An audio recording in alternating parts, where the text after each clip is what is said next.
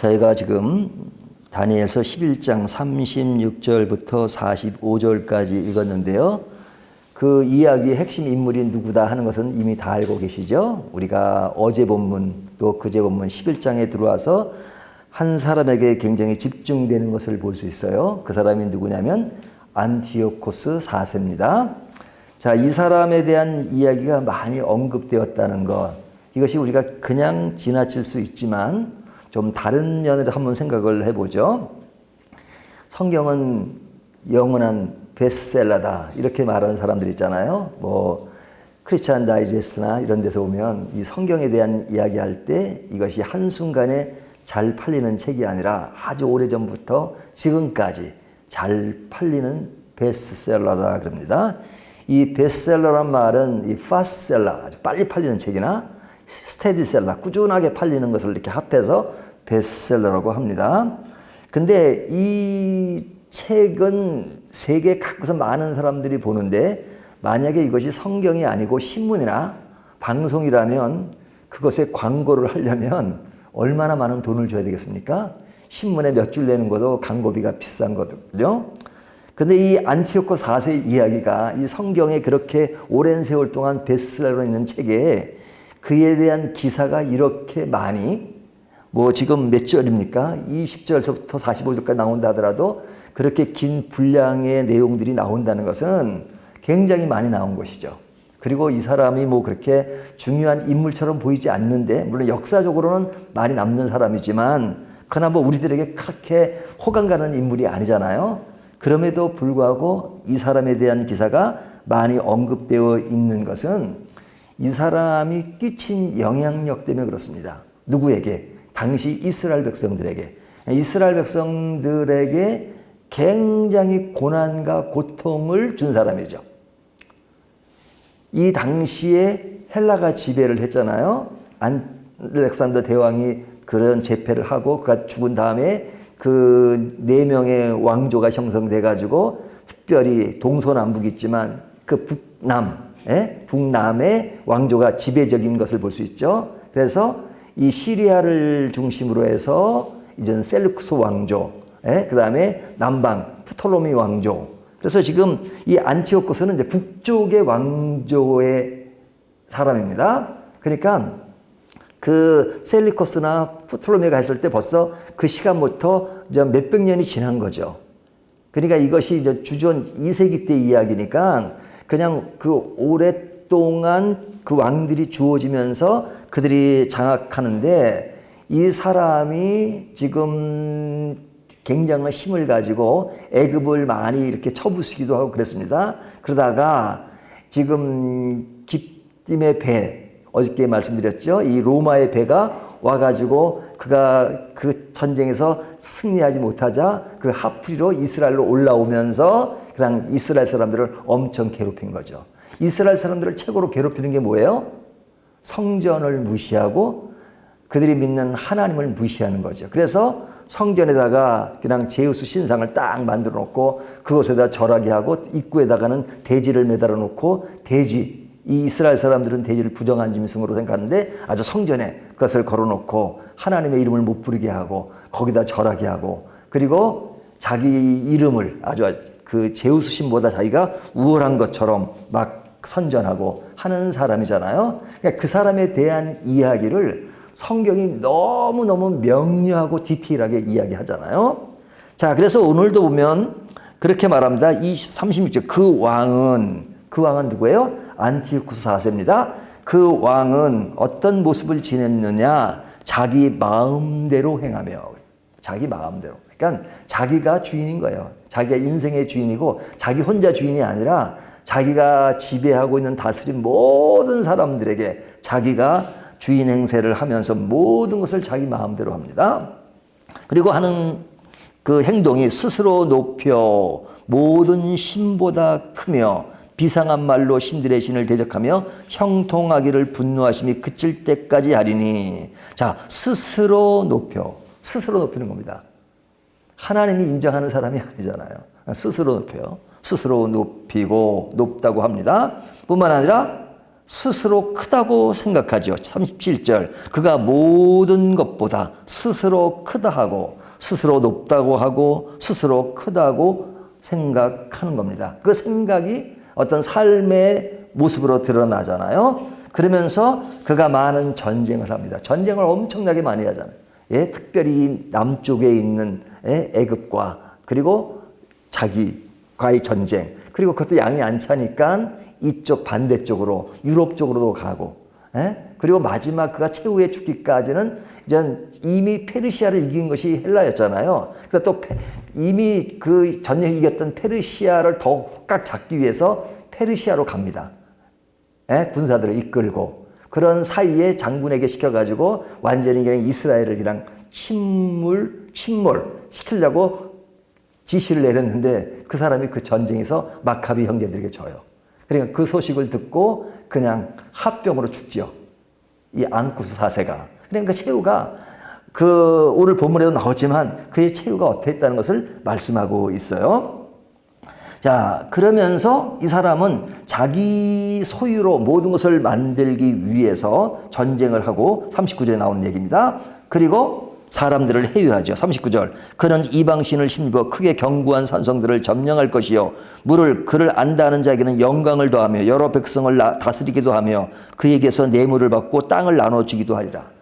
막 받고 나눠주고 그리고 뺏고. 나눠줄 때는 그럴싸하게 나눠주는 것만 했지만 그러나 이집트를 차지할 때 보면 사람들 나눠주고 또 막 뺏고 그러잖아요. 그러니까 아주 치졸한 사람의 한 사람으로 생각되는 사람입니다. 자, 그런 그가 어떻게 되는가? 자, 그가 어떻게 되느냐? 40절. 마지막 때에 남방 왕이 그와 힘을 겨룰 것이나. 지금 이 사람은 어디 왕이에요? 남방 왕이에요? 북방 왕이에요? 북방왕이죠. 북방왕이 병고와 마병과 많은 배로 해오리 바람처럼 그에게로 마주와서 그 여러 나라에 침공하여 물이 넘친같이 지나갈 것이요. 지금 뭐 힘을 발휘하고 하지만 물이 넘친같이 한다 그러잖아요. 자, 그러면서 이어지는 말씀이 뭐예요? 41절. 그가 또 영화로운 땅에 들어갈 것이요 많은 나라를 패망하게 할 것이나. 여기 영화로운 땅, 이스라엘 땅에도 들어가고요. 하지만 많은 나라를 패망하게 할 것이나, 그렇죠? 오직 에돔과 모압과 암몬 자손의 지도자들은 그의 손에서 벗어나리라. 자, 여기 이 말씀을 잘 보실 필요가 있습니다. 에돔, 모압, 암몬 자손. 자, 조금 이따 얘기할 겁니다. 자, 이 나라들은 어떤 나라죠? 이스라엘을 중심으로 보면 요단강 건너 동편에 있는 그런 나라들이잖아요. 에돔, 모압, 암몬. 근데 이들은 치지 않았어요.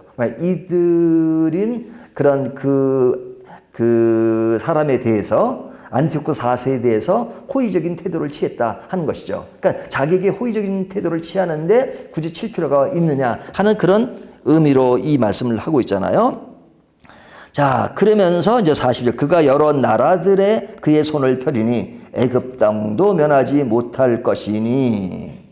그러나 쭉 이야기가 나옵니다. 자, 그러면서 이제 많은 나라에게 공격을 하고 종으로 삼고 그리고 많은 사람을 죽입니다. 44절에 보면 거기에 많은 사람을 죽이고 멸망시키고자 할 것이요. 그러니까 이 사람이 그런 박해하는 사람의 표상으로 얘기하는 겁니다. 실제 역사적인 인물로 이스라엘을 박해한 사람들이기도 하지만 그러나 다니엘서가 보여주는 것은 그 역사적인 사실과 더불어서 그 당시의 상황들을 어떤 영적으로 해석을 하잖아요.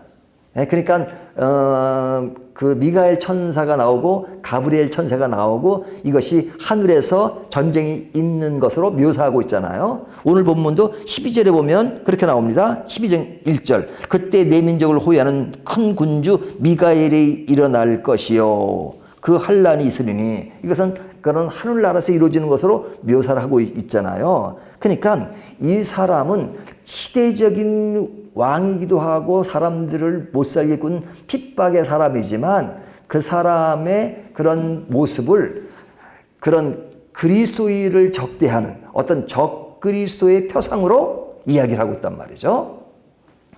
그러니까 이 사람이 진짜 믿는 사람들을 힘들게 했지요. 그래서 아주 교만에 교만을 쌓았습니다. 하지만 결국 그의 마지막은 어떻게 돼요? 45절. 그가 장막궁전을 바다와 영화롭고 거룩한 산 사이에 세울 것이나 그의 종말이 이르리니 도와줄 자가 없으리라.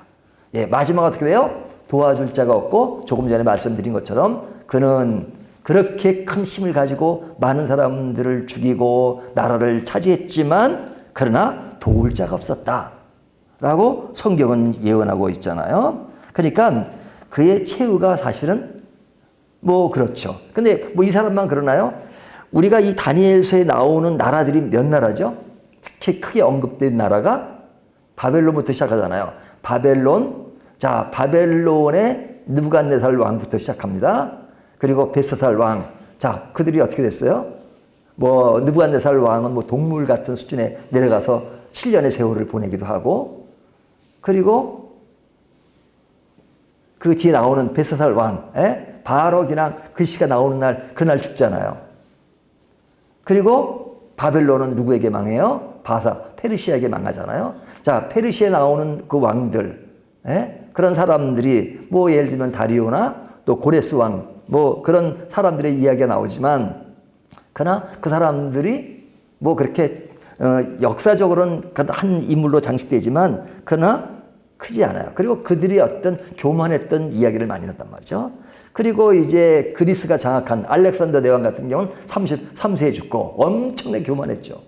하지만 죽고, 그리고 지금 4개의 왕조, 원래는 12명의 장군이 있었습니다. 그 중에 4개의 왕조가 크게 형성되고 동서남북, 그냥 그 그리스가 아주 그냥 그 뭐 시리아, 뭐 이쪽 마게도니아, 이쪽 유럽 쪽, 이쪽 페르시아 쪽 그쪽은 다 장악했잖아요.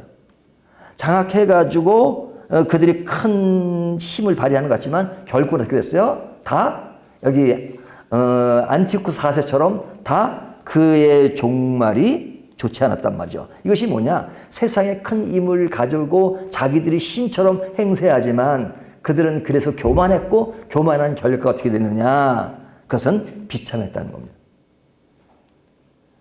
그들의 결말이 비참하지만 그때까지 그들이 행했던 것들은 사람들에게 많은 고통을 안겨준 사람들이죠. 그래서 이 세상에 돌아가는 그런 정치적인 힘과 권력이 결국은 어떻게 되느냐? 비참하다 하는 것을 알려주는 거예요. 우리가 세상에 소망을 두고 살지 마라.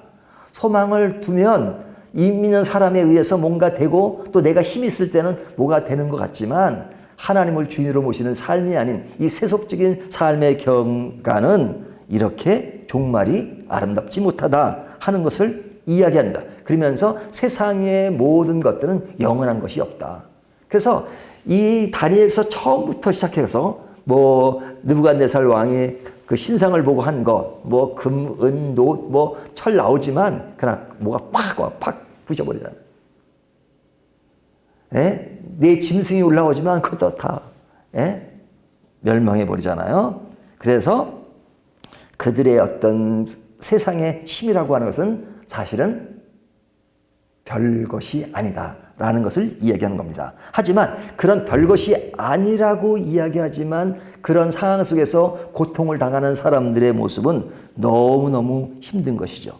그래서 그 힘든 것들에 대한 이야기를 12장 1절, 그때 내 민족을 호위하는 큰 군주 미가 일어날 것이요 또 환란이 있으리니 이는 개국 이래로 그때까지 없던 환란일 것이며 그때 내 백성 중에 책에 기록된 모든 자가 구원을 받을 것이라. 자, 여기 12절 1장에는 두 가지가 묘사되죠. 하나는 핍박을 받는 그 어려움을 얘기하지만 또 구원을 받을 것이다. 이렇게 이야기하잖아요. 그러니까 두 종류로 구분되는 겁니다. 환란을 받는 그 어려움들 얘기하고 그리고 구원을 받는 것. 그래서 이 핍박을 하는 사람들을 간접적으로 묘사하고 있잖아요. 그들이 힘을 가지고 있지만 그들은 구원받는 사람과 비교됩니다. 그 비교를 2절은 땅의 티끌 가운데서는 자는 자 중에서 많은 사람이 깨어나 영생을 받는 자도 있겠고 수치를 당하여 영원히 부끄러움을 당할 자도 있을 것이며. 자, 영원히 부끄러움을 받는 사람과 어떤 사람이 있어요? 영생을 받는 자. 영생을 받는 자와 수치스러움을 받는 자. 이것이 반드시 구분될 것이라는 것. 근데 그런 수치스러움을 주는 자가 힘을 가지고 있을 때, 그리고 영생을 받는 자가 그 시대적 환경 속에서 고난을 받을 때에는 이런 구분이 안 가죠. 모든 세상을 그 자들이 다 지배하는 것처럼 생각이 들잖아요. 그러나 그 시간이 지나면 3절 지혜 있는 자는 궁창의 빛과 같이 빛날 것이요 많은 사람을 옳은 대로 돌아가게 한 자는 별과 같이 영원토록 빛나리라. 그러나 그들에게 영원토록 빛나는 그 때가 있을 것이라는 겁니다. 자, 이것이 고통을 당하고 핍박을 당하는 사람들이 그 당대에는 힘들지만 그 당대를 넘어서 올 그 영광과 기쁨의 날이 올 것이라는 겁니다. 그러니까 다니엘서는 인간의 역사를 예언하지만 그 마지막은 무엇으로 정리되는 거예요? 하나님 나라. 하나님 나라로 올 때, 그때만이 완전한 나라가 될 수 있다. 영원한 나라다. 그러나 이 세상의 어떤 권력과 어떤 정치와 어떤 힘도 영원할 수 없다. 오직 하나님 나라만 영원하다. 그런 이야기를 합니다. 자, 그런데 지금 아까 제가 말씀드린 것 중에 잠깐 미룬 것이 있죠. 그 미룬 것이 몇 나라가 나오죠? 41절. 에돔과 모압과 암몬 자손의 지도자들은 그의 손에서 벗어나리라 그러죠. 자, 그 당시가 주전 2세기예요. 그렇죠? 이때가 안티오쿠스 4세 때가 이야기가 그때 이 나라가 있었나요? 암몬, 에돔, 모압 이 나라는 없었습니다. 이미 망한 나라예요. 없어요. 그 나라는 없었던 나라예요. 그러면 갑자기 왜 성경의 어떤 역사적인 사건을 이렇게 디테일하게 이야기하는데 왜 이 나라들이 언급되어 있는가? 물론 자손의 지도자들은 그의 손에서 벗어나리라. 그러니까 이 사람들은 안티오쿠스와 협력하는 관계에 있기 때문에 안티오쿠스가 그들을 치지 않았다. 그들을 가만 내버려뒀다. 그 이야기잖아요. 이 이야기를 하고 그 다음에 12장 1절에서 큰 군주 미가엘이, 이 미가엘은 천사잖아요. 천사 이야기가 나옵니다. 그러니까 다니엘서 이제 끝부분입니다. 지금 12장의 내일이 끝부분인데, 자, 다니엘서는 세상의 역사의 이야기를 하면서 그것이 자연스럽게 어떤 것이 하나님 나라에서 이루어지는 일로서 영적 전투로서의 이야기를 하는 겁니다. 그러니까 이 안티오쿠스 4세는 단순히 역사적인 인물들이나 적그리스도의 표상으로 얘기하는 겁니다. 적그리스도. 그러니까 적그리스도에게 따라가고 예수 그리스도를 믿지 않고 그것에 호응하는 사람들은 당대에는 그들에게 핍박이 덜하고 할 수 있지만, 그러나 하나님 나라에서 그것은 아무것도 아니라는 거죠. 그러니까 이 암몬과 이것은 그런 영적 차원에서의 묘사예요. 이것이 12장 1절과 연결되는 겁니다. 그러니까 이겁니다. 다니엘서를 통해서 반드시 적그리스도가 일어날 것이다 하는 것을 보여줍니다. 그 적그리스도 속에 살아가는 믿음의 사람들의 고난과 고통, 그것은 당대의 이야기뿐 아니라 오늘 이 말씀을 읽는 저희들에게도 보이지 않는 적그리스도가 많은 거죠. 어떨 때는 내 자신 스스로가 적그리스도의 표상이 될 수 있어요. 내 안에 있는 갈등, 그렇죠? 내 주변에 우리가 어떤 정치적으로 대한민국의 기독교를 박해하거나 그러진 않지만, 그러나 여러 가지 삶에서 믿음으로 살아갈 때 겪어야 되는 많은 어려움들이 있잖아요. 그 어려움들에 늘 우리가 대항하고 전신갑주를 입고 살아야 하는 것, 우리의 싸움은 어떤 외형적인 싸움이 아니라 내면의 어떤 신앙적 싸움이 계속되는데 그런 것이 있을 것이다 하는 것들을 오늘날 우리들에게 교훈하고 있는 말씀이에요. 자, 그렇다면 마지막 정리를 합니다. 이제 다니엘서는 이제 오늘서 마지막이에요. 뭐 내일 모레는 저희가 치니까 개인적으로 모시고, 그리고 이제 월요일서부터는 전도서를 가게 되는데요. 이제 지금까지 쭉 아주 제가 이 다니엘서 설교는 새벽기도 거의 20분 넘게 늘 설교를 했어요. 상세하게 말씀을 드렸는데, 자, 마지막 교훈입니다. 파란 많은 인간의 역사는 결코 천국을 이룰 수 없다. 우리가 세상은 기대할 것도 없고 그러니까 실망할 것도 없습니다. 그렇기 때문에 믿음의 사람은 끊임없이 무엇을 붙잡고 살아요? 예수 그리스도를, 하나님 나라를, 영생을, 구원을. 그것이 어떨 때는 세상의 큰 힘 앞에서는 무력해 보일 수 있지만 그러나 결과는 그 모든 것의 영생이 주어질 것이다 하는 겁니다. 그래서 우리는 그 모든 정한 때를 바라보고, 우리가 이 정한 때란 말은 하박국서만 나오는 것이 아니라 다니엘서도 정한 때란 말이 얼마나 많이 나옵니까? 그 정한 때를 바라보고 어디에 소망을 두고 살아야 되느냐? 오직 Jesus Christ, 예수 그리스도라고 하는 것을 다시 한번 이야기합니다. 다니엘서는 예수 그리스도를 많이 묘사하잖아요. 인자라는 말을 통해서. 그렇죠?